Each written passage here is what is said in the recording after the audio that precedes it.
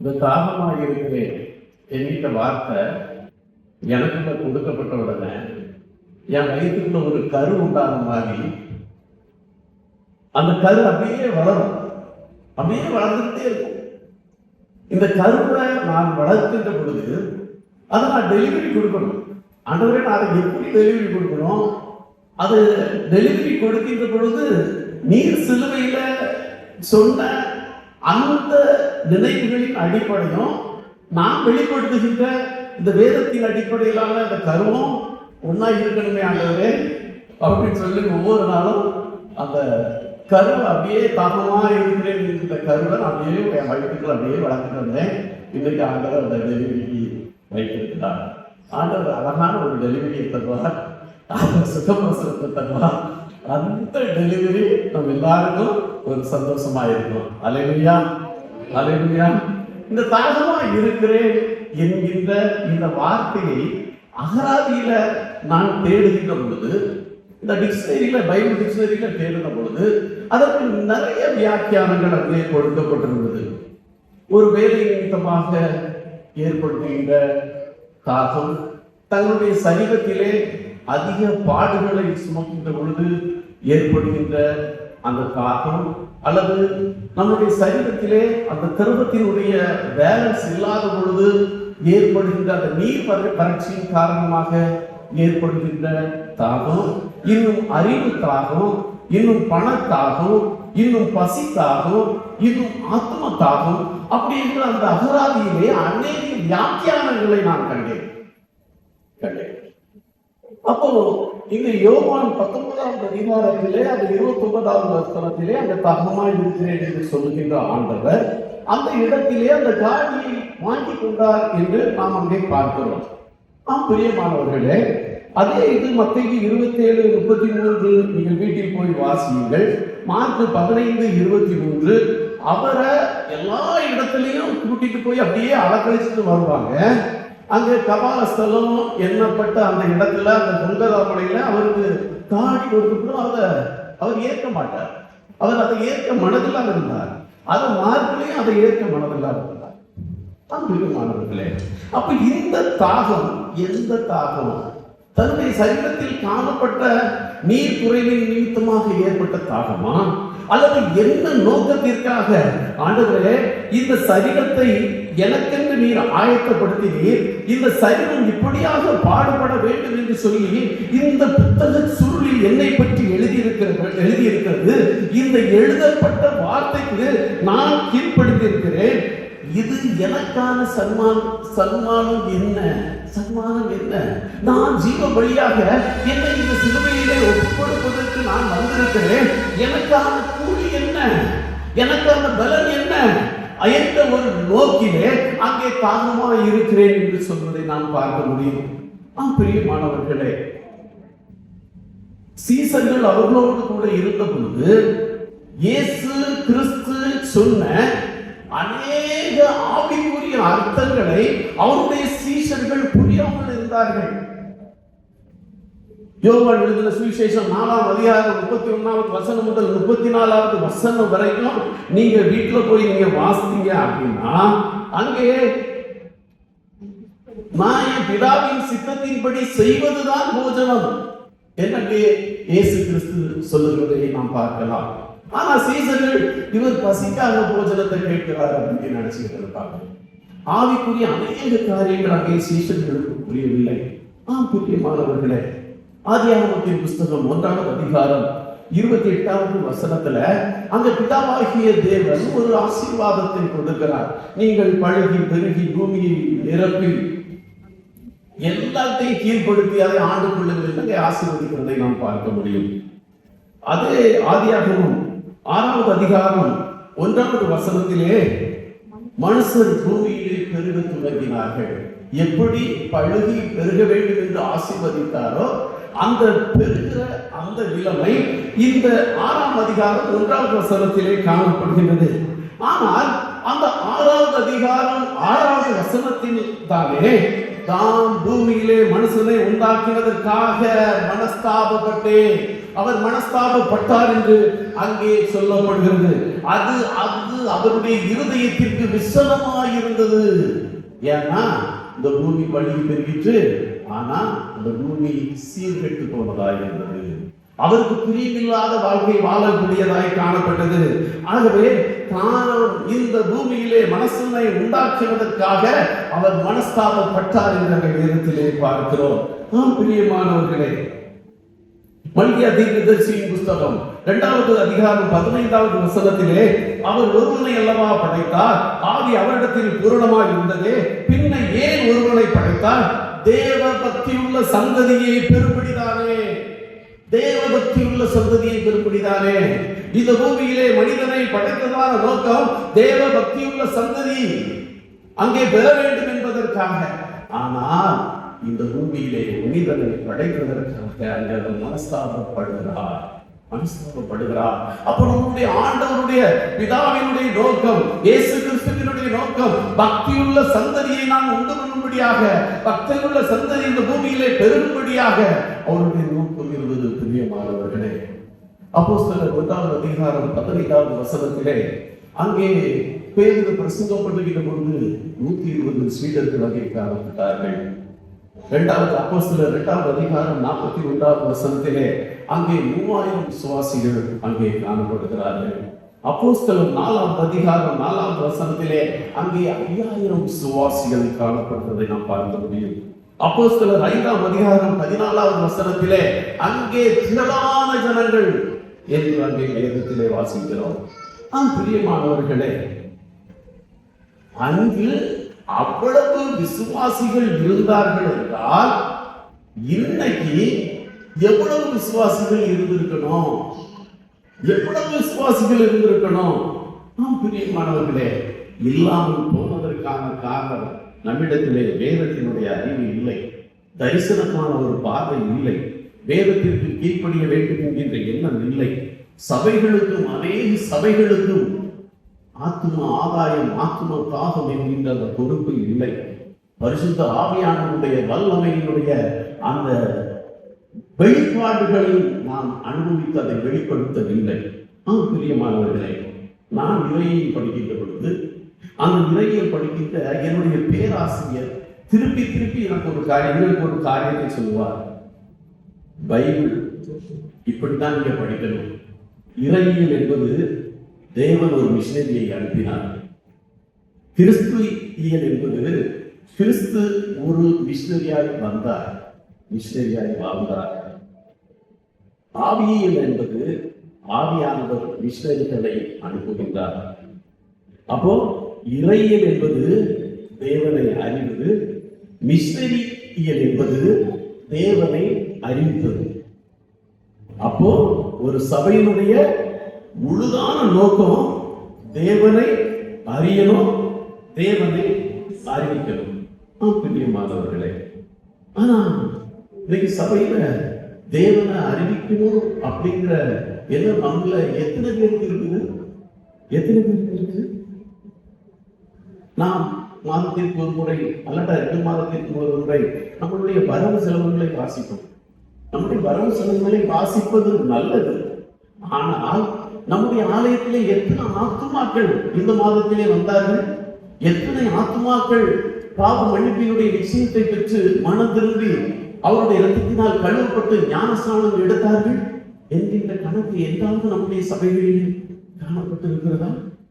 பிரியமானவர்களே, நம்முடைய பிரயாசமும் அப்படி இல்லை. ஆனால் அவர் சிலுவையில சொல்லுகின்றார், தான் தாகமாக இருக்கிறேன், நான் தாகமாக இருக்கிறேன், என்னுடைய ஆத்மா தாகம் கொண்டிருக்கிறது. காரணம் என்ன? எனக்கு நிறைய ஆத்மாக்கள் வேணும், நிறைய ஆத்மாக்கள் வேணும். பிரியமானவர்களே, இன்றைய நாளில் அன்னைக்கு அப்போஸ்தலர் 1வது அதிகாரம் 15வது வசனத்துல 120 விசுவாசிகள், 2:40 3000 விசுவாசிகள், அதுக்கு ஒரு 5000க்கு மேல, அதற்கு பிறகு திரளானோர், அப்படி என்கின்ற கணக்கு அன்றைய நாளிலே காணப்பட்டது என்றால் இன்றைய நாளிலே நாம் எவ்வளவு ஆத்துமாக்களை கொள்ளை பொருளாக அவர் தாகமாக இருக்கிறேன் என்ற சிலுவையிலே சொல்கிற அந்த தாகத்தை நிறைவேற்றுவதற்காக நாம் பிரயாசப்பட்டிருக்க வேண்டும். பிரியமானவர்களே, நாம் மணந்து விட வேண்டும். நாம் மணந்து விட வேண்டும். எபிரேயரின் புஸ்தகம் எபிரேயர் நிறுவத்தை ஆகியோர் இவ்வாறாக எழுதுகிறார். நாம் ஒருவரும் பிரகாசிக்கப்பட்டிருக்கிறோம், பரம ஈவை ருசி பார்த்திருக்கிறோம், பரிசுத்த ஆவியினுடைய அந்த ஈவை பெற்றிருக்கிறோம், தேவனுடைய நல்வார்த்தையை இனிவரும் உலகத்தின் பலன்களை ருசி பார்த்திருக்கிறோம், எல்லாத்தையும் பார்த்திருக்கிறோம். ஆனா தேவனுடைய குமாரனை நாமே சிலுவையில் அரைபடியாக அவரை மறுதலித்துக் கொண்டிருக்கிறோம். அந்த மறுதலிப்பின் காரணமாகத்தான் அன்றைய நாட்களிலே சபையினுடைய விருத்தி இன்றைய நாட்களிலே சபைகளில் இல்லாமல் போனதற்கு காரணம் அவர் பக்கமாய் இருக்கிறேன் என்று சொல்வதை பார்க்க முடியும். பிரியமானவர்களே, அப்போ இன்னைக்கு நம்முடைய வாழ்க்கையிலே அவர் சிலுவையிலிருந்து சொல்லுகின்ற அந்த தாகமாய் இருக்கிறேன் என்கின்ற வார்த்தை நிறைவு பெற வேண்டும் என்றால் கிறிஸ்தவர்களாகிய நாம் மறுபடியும் நம்மை அர்ப்பணித்திற்கு நேராக கடந்து வரும்படியாக அவர் தாகமாய் இருக்கிறேன் என்று அழைக்கிறதை நாம் பார்க்க முடியும். இன்னைக்கு இது ஒரு பொல்லாத உலகம். இந்த பொல்லாத உலகத்துல ஒரு கிறிஸ்தவனை பார்த்து நீ ஒரு சுத்தமான ஒரு பரிசுத்தமான வாழ்க்கையை நீ வாழணும் அப்படின்னு சக விசுவாசி சொல்லியாச்சுன்னா, நீ இப்படி செய்யணும்னு சொல்லியாச்சுன்னா, அந்த விசுவாசிக்கு ஒரு ஏளனமான ஒரு பார்வை, அதை அசட்டை கொள்ளுகின்ற தன்மை, நாம் பரிசுத்தமாய் வாழ வேண்டும் என்கின்ற ஒரு ஆர்வம் எனக்குள்ளாக இல்லாமல் போன நிலைமை. ஆனால் நம்முடைய தேவன் அவர் அந்த பரிசுத்தராய் இருக்கிறார். இந்த பொல்லாத உலகத்துல மதங்கள் ஏராளங்கள் உண்டு, ஆனால் சுவிசேஷம் ஒன்று. உபதேசிகள் அநேகர் உண்டு, ஆனால் இரட்சகர் ஒருவர். எல்லா மதங்களும் அவர்களை தூய்மையாக்கவே அழைக்கின்றன, ஆனால் நம்முடைய கிறிஸ்துவத்தில் மாத்திரம்தான் தூய்மையாக்குகின்ற தேவன் நம்மிடத்திலே உண்டு. லேவியராகம புஸ்தகத்திலே அங்கே பிதாவாகிய தேவன் சொல்லுகின்றார், நான் உங்களை பரிசுத்தமாக்குகிற கர்த்தர், நான் உங்களுடைய கர்த்தர், நான் பரிசுத்தர், நீங்களும் பரிசுத்தராக இருங்கள் என்று சொல்லுகிறார். ஏசாயா புஸ்தகத்திலே 6ஆம் அதிகாரம் 8வது வசனத்திலே அங்கே சேராபீன்கள் தங்களுடைய 2 சட்டைகளினாலே முகத்தை மூடிக்கொண்டு, 2 சட்டைகளினாலே கால்களை மூடிக்கொண்டு, 2 சட்டைகளினாலே பறந்து தேவனாகிய ஆண்டவர் பரிசுத்தர் என்று அங்கே வாழ்த்துவதை நாம் பார்க்க முடியும். சேனைகளின் கர்த்தர் பரிசுத்தர் என்று அங்கே சொல்வதை பார்க்க முடியும். பிரியமானவர்களே, நம்முடைய பிதாவாகிய தேவன் பரிசுத்தர். அவர் நம்மிடத்திலே பரிசுத்த வாழ்வை எதிர்பார்க்கிறார்.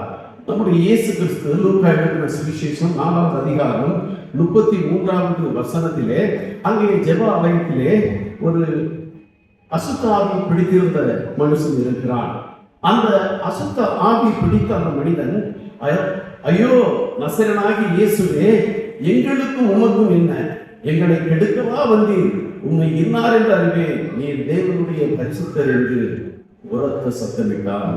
பிரியமானவர்களே, நீர் தேவனுடைய பரிசுத்தர், நீ தேவனுடைய குமாரன் தான், ஆனால் உன்னுடைய கேரக்டர், உன்னுடைய குணங்கள் பரிசுத்தர் என்று சொல்லி அங்கே பிசாசு இயேசுவை குறித்து அங்கே சாட்சி விடுகிறது. பிரியமானவர்களே, அங்க உடனே சொல்றாரு இயேசு கிறிஸ்து கட்டளையிட்டாரு. அந்த அசுத்தாவி அவனை விட்டு போயிருந்து எல்லாரும் இவர் ஆச்சரியமா பார்க்கிறாங்க. என்ன வார்த்தை?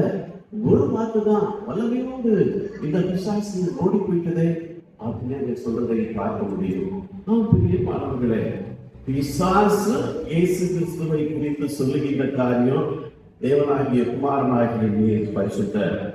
பிரியமானவர்களே, அவர் நமக்கு தந்திருக்கிறது ஆவியானவர், பரிசுத்த ஆவியானவர். நமக்கு கொடுத்திருக்கிற ஆதாரமும் பரிசுத்த ஆதாரம். நம்முடைய சபைகளிலே நடக்கின்ற ஒவ்வொரு நிகழ்வுகளும் பரிசுத்த விவாக ஆராதனை, பரிசுத்த நற்கருணை ஆராதனை, இப்படியாக நம்முடைய வாழ்க்கையின் அடிப்படையிலே நம்முடைய பிதாவாகிய தேவன் பரிசுத்தர், நம்முடைய இயேசு கிறிஸ்து பரிசுத்தர், நமக்கு அவர் விட்டு சென்ற தேற்றவாளன் பரிசுத்த ஆவியானவர், நமக்கு கொடுக்கப்பட்டிருக்கிற ஆகமும் பரிசுத்த வேதாகமும், நம்முடைய நிகழ்வுகள் எல்லாம் பரிசுத்தம் பரிசுத்தம் பரிசுத்தம். ஆனால் நம்முடைய நிலைமை நம்மிலே காணப்படுகின்றதான காரியம் எங்கே நம்முடைய பரிசுத்தம்? எங்கே நம்முடைய பரிசுத்தம்? ஆலயத்துல மாத்திரம் அல்ல, நான் நடந்தாலும் போனாலும் இருந்தாலும் எந்த இடத்துல இருந்தாலும் நாம் பரிசுத்தமாய் வாழ வேண்டும் என்று சொல்லி ஆண்டவர் நம்மை அழைக்கிறார். பிரியமானவர்களே, நாம் பரிசுத்தமாய் வாழ முடியாததற்கு காரணம் இன்றைய நாட்கள்ல சின்ன சின்ன காரியங்களை நாம் பார்க்கிறோம். யாக்கோபு எழுதின நிருபம் 3வது அதிகாரம் அங்கே 2வது வசனத்திலே, ஒருமை சொல் தவறுவானே ஆனால் அவன் பூரண புருஷன் அல்ல. ஒரு சொல், ஒரு வார்த்தை, நம்ம எல்லா வார்த்தையை குறித்து ரொம்ப எளிதாக பேசுகின்றோம். ஒரு வார்த்தையை பேசிவிட்டு அதை நாம் எளிதாக நினைத்துக் கொண்டிருக்கிறோம். ஆனால் அந்த வார்த்தையினுடைய வீரியம் எவ்வளவு பெரியது என்று யாருக்குமே தெரியாது. ஒரு வார்த்தையை பேசுறதுக்கு முன்னால நான் 1000 நேரம் அதை பேசி யோசித்து விட்டு நான் பேசணும். ஏன்னா ஒரு சொல் நான் தவறி இருந்தேனே ஆனால் வேதம் சொல்லுகிறது நான் பூரணப்பட்டவன் அல்ல என்று அங்கே வேதம் சொல்கிறது. பிரியமானவர்களே, பிலிப்பியருக்கு எழுதின நிருபம் 2வது அதிகாரம் அங்கே 14வது 15வது வசனத்துல அங்கே அப்போஸ்தலனாகிய பவுல் பிலிப்பு சபைக்கு எழுதுகின்ற பொழுது இவ்வாறாக சொல்லுகின்றான், நான் வீணாக போதினதும் வீணாக பிரயாசப்பட்டதும் இல்லை என்கின்ற மகிழ்ச்சி கிறிஸ்துவின் நாளிலே எனக்கு உண்டாயிருப்பதற்கு ஜீவ வசனத்தை பிடித்துக் கொண்டு உலகத்திலே சுடர்களைப் போல பிரகாசிக்கிற நீங்கள் கோணலும் மாறுபாடான சந்ததியின் நடுவிலே குற்றமற்றவர்களும் கபடற்றவர்களும் தேவனுடைய மாசற்ற பிள்ளைகளாக இருக்கும்படி அங்கே அழைக்கப்படுகிறதை நாம் பார்க்க முடியும். கோணலும் மாறுபாடான சந்ததியிலே நான் கபடு நிறைந்தவனாய் இருக்கக்கூடாது, குற்றம் உள்ளவனாய் இருக்கக்கூடாது. என்னுடைய வாழ்க்கையிலே நான் ஒரு குற்றமற்றவனாக, ஒரு சுத்தமுள்ள, ஒரு பரிசுத்தமான ஒரு வாழ்க்கை வாழ்கிறவனாக காணப்படுகின்ற பொழுது ஆண்டவர் சிலுவையிலே சொல்லுகின்ற தாகமாயிருக்கிறேன். இதைத்தான் பார்த்து ஆண்டவர் சொல்லுகின்றார். இதைத்தான் நான் பரிசுத்தத்தை இழக்கின்ற பொழுது, நான் எல்லோருத்தருக்கு இடரலாக இருக்கின்ற பொழுது அந்த ஆத்மா எப்படி விழும்? அதனால்தான் ஆதி அப்போஸ்தல சபைகளிலே காணப்பட்ட அந்த விசுவாசிகளினுடைய தொகை அப்படியே இன்றைய நாளிலே காணப்பட்டிருக்குமே. ஆனால் அது மல்டிபிள் ஆகி இன்னைக்கு அது வெடித்து சிதறி இருக்க வேண்டும். ஆனால் தேவனால் அழைக்கப்பட்ட தெரிந்து கொண்ட பிள்ளைகள் அங்கே பரிசுத்தத்தை விட்டுவிட்டார்கள். பிரியமானவர்களே, லூக்கா எழுதின சுவிசேஷம் 4வது அதிகாரம் 22வது வசனத்துல அங்கே இயேசு கிறிஸ்து எல்லாருமே பேசிக்கொண்டிருக்கிறார். அந்த பேசிக்கொண்டிருக்கிறத பார்த்து எல்லாரும் அவருக்கு நசாட்சி கொடுத்து அவருடைய வாயிலிருந்து புறப்பட்ட கிருபையுள்ள வார்த்தைகளை குறித்து அங்கே ஆச்சரியப்பட்டார்கள். வாயிலிருந்து வருகின்ற அந்த கிருபையுள்ள வார்த்தைகள் நம்முடைய வாழ்க்கையிலே, நம்முடைய அந்த வாழ்க்கையினுடைய அடிப்படை சித்தாந்தத்திலே நம்முடைய வாயின் வார்த்தைகள் கிருபை நிறைந்ததா இருக்கிறதா? அல்லது மற்றவர்களை மோசம் போக்குகின்றதா இருக்கிறதா? அல்லது மற்றவர்களை அழுத்தத்திற்கு நேராக கடத்தக்கூடியதாக இருக்கிறதா? ஆனால் இயேசு கிறிஸ்துவினுடைய வாயிலிருந்து புறப்பட்ட வார்த்தைகள் கிருபை உள்ள வார்த்தைகள், கிருபை நிறைந்த வார்த்தைகள், மற்றவர்களை உற்சாகப்படுத்தக்கூடியதாய், மற்றவர்களை அப்படியே துள்ளி குதிக்க செய்யத்தக்கதாய் அப்படி இருந்தது என்று அங்கே அந்த நற்சாட்சி பெற்றது என்று சொல்லி அங்கே வேதத்திலே நமக்கு காண்பிக்கப்படுகிறது.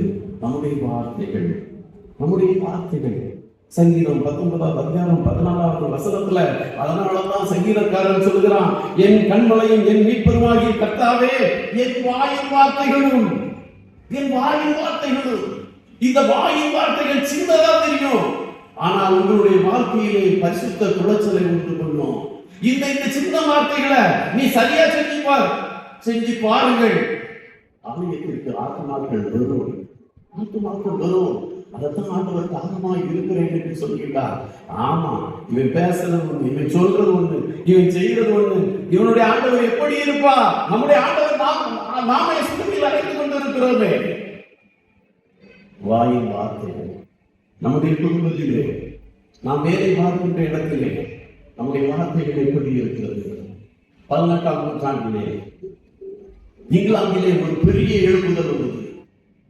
அங்கு இங்கிலாந்து தேசத்திலே அநேக தொழிலகங்கள், சுரங்க தொழிற்சாலைகள், எல்லாவற்றிலும் வேலை பார்க்கின்ற அந்த தொழிலாளர்களுடைய வாயின் வார்த்தைகளிலே அப்பட்டமான கரைபடிந்த வார்த்தைகள், அசிங்கமான வார்த்தைகள், மோசம் போக்குகின்ற வார்த்தைகள், அந்த வார்த்தைகளை கேட்க சலிக்காது, அப்படியே கேட்க நாம் ஒத்துக்கவே முடியாது. அவ்வளவு அசிங்கமான வார்த்தைகள். எல்லா தொழிலாளர்களும் 18ஆம் நூற்றாண்டிலே இங்கிலாந்து தேசத்திலே அவ்வளவு மோசமான வார்த்தைகளை பேசிக் கொண்டிருந்தார்கள். அவைகள் இச்சை நிறைந்த வார்த்தைகளாக இருந்தது, அல்லது இரட்டையர்த்தம் உள்ள வார்த்தைகளாக இருந்தது, அல்லது மற்றவர்களை ஒரு கேடுக்குள்ளாக தள்ளுகின்ற வார்த்தைகளாக இருந்தது. அந்த நேரத்திலே இங்கிலாந்து தேசத்திலே ஒரு மனிதன் எழுப்புதலுக்கு நேராக அங்கே வருகின்றான். அவர்தான் இங்கிலாந்தினுடைய அப்போஸ்தலன் ஜான் வெஸ்லி. அந்த ஜான் வெஸ்லி அந்த தொழிலாளத்திற்கு போகிறார், சுரங்க தொழிற்சாலைகளுக்கு போகிறார். ஒவ்வொருவரும் பேசுகின்ற வார்த்தையை சொல்லி பார்க்கிறார். இப்படி வார்த்தைகள் பேசக்கூடாது. நாம் பேசுகின்ற ஒவ்வொரு வார்த்தைக்கு கணக்கு ஒப்புவிக்கணும். நாம் பேசுகின்ற ஒவ்வொரு வார்த்தைகளும் நியாய தீர்ப்பு நாட்களில் கணக்கிடப்படும். அப்படி என்று சொல்லி அந்த ஜான் வெஸ்லி அந்த சுரங்க தொழிலாளர்கள் மத்தியிலே வேலை செய்கின்ற அந்த தொழிலகத்திலே எல்லா இடங்களிலும் வார்த்தைகளை குறித்து, வாயின் வார்த்தைகளை குறித்து அவன் சொன்ன பொழுது, அந்த வெஸ்லி சொன்ன பொழுது, அந்த இங்கிலாந்து தேசமே அசைக்கப்பட்டது.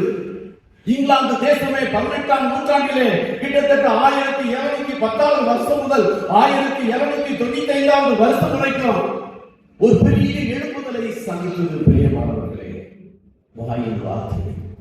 வாயின் வார்த்தைகளிலே நாம் சரியாக இருக்கின்ற பொழுது, நாம் மற்றவர்களிடத்திலே வாயின் வார்த்தைகளை குறித்து நாம் எச்சரிக்கையாக இருக்கின்ற பொழுது, நம்முடைய வாயின் வார்த்தைகள் கிருபை நிறைந்ததா இருக்கின்ற பொழுது, நம்முடைய ஆண்டவர் இயேசு கிறிஸ்து சிலுவையில் தொங்கிக் கொண்டு நான் தாகமாக இருக்கிறேன், நான் தாகமாக இருக்கிறேன் என்கிற அந்த வார்த்தையினுடைய ஆத்ம தாகம் நிறைவாகும்.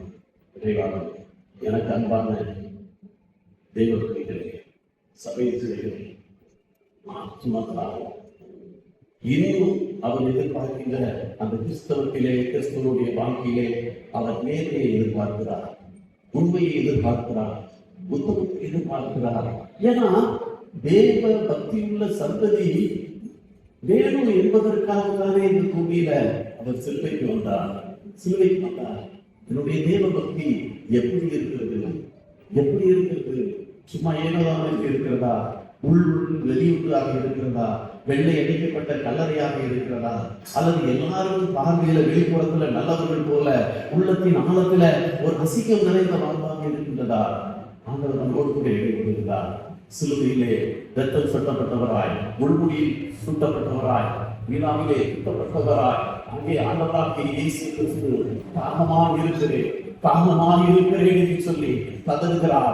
ஏன் கதறுகிறார்? நான் ஜீவ பலியாக ஒப்பு கொடுக்கின்ற பொழுது எனக்கு அநேக ஜனங்களை கொள்ளை பொருளாக பங்கிட்டாக தருவேன் என்று சொன்னீரே ஆண்டவரே, எனக்கு தர வேண்டும் என்று சொல்லி அங்கே தாகமாக இருக்கிறேன் என்று சொல்கிறார். தாகமாக இருக்கிறேன் என்று சொல்லுகின்ற ஆண்டவர் நம்மை பார்த்து சொல்லுகிறார், நம்முடைய வாழ்க்கையிலே, நம்முடைய வாயின் வார்த்தைகளிலே நாம் எச்சரிக்கையாக இருக்க வேண்டும். நம்முடைய வாயின் வார்த்தைகள் திரும்பி நிறைந்ததாக இருக்க வேண்டும், திரும்பி கிடைத்ததாக இருக்க வேண்டும் என்று நம்மோடு கூட இடைவிடுகிறார். தாகமாக இருக்கிறேன் என்று சொல்லுகின்ற ஆண்டவர் அவருடைய தாகத்தை நிவர்த்தி செய்ய வேண்டும் என்றார். அவருடைய உள்ளத்தின் ஆழத்திலே காணப்படுகின்றதான அந்த வேட்கையை நாம் நிவர்த்தி செய்ய வேண்டும் என்றார். ஆண்டவர் நம்மிடத்திலே கேட்கிற ஒரே காரியம், என் மகளே, நீ ஒரு பரிசுத்த வாழ்வுக்கு நேராக கடந்துவா, நான் உன்னை பரிசுத்தமாக நான் பரிசுத்த, நீயும் பரிசுத்தமாக இருக்கணும் என்று அங்கே சொல்லுகிறதை பார்க்க தலைகளை தாழ்த்தி நாம் சொல்லுகிறோம். மகாபலிதவரை நீ சிலுவையில் ஒழிந்த தாகமாக இருக்கிறேன் என்ற வார்த்தை அழைக்கிறோம். நீர் எல்லோரும் இடையில் கேட்பார். உன்னுடைய தாக்கத்தினுடைய நோக்கம் சிறுகால ஆழத்தில் எல்லாம் ஆத்மாவை பிடித்தவனாக நீர் எல்லோரும் இடையில் கேட்பார். நன்றியப்பா, நீ தாக்கமாக இருக்கிறேன் என்று சொல்லியிருக்கிறேன். நாங்கள் உடைய தாக்கத்தை தீர்க்கிறவர்களால், நிவர்த்தி செய்கிறவர்களால், எங்களுடைய வாழ்வினுடைய ஒவ்வொரு நிலைகளிலும் எங்களை சரிப்படுத்திக் கொண்டு ஒரு பரிசுத்த வாழ்வுக்குள்ளாக எங்களுடைய வார்த்தைகளிலே ஒரு சரியான காரியங்களை பேசக்கூடியவர்களாக இருந்த என் தேவனாக நான் இறக்கும் ஜாதனையில் ஏற்படுத்தி ஒரு காலம் இயேசுவின் நாமத்தில் ஜெபிக்கிறேன். ஆமென்.